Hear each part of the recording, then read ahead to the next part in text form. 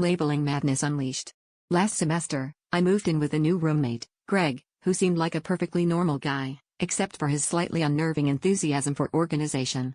It started innocently enough. He labeled the shelves in the fridge: dairy, veggies, Greg's cheese, hands off, and even the remote control had a sticky note that read remote. I admired his dedication to clarity, even if it meant our kitchen looked like a kindergarten classroom.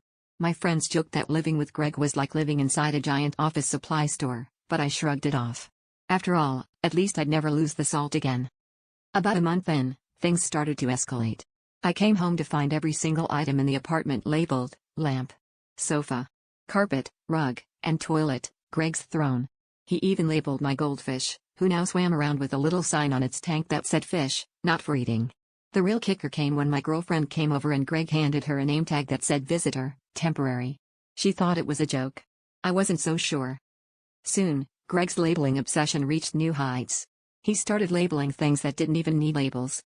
The bathroom mirror had a sticker that said reflection zone. The window read outside viewport. Worst of all, I woke up one morning to find a sticky note on my own forehead: roommate, benign, usually.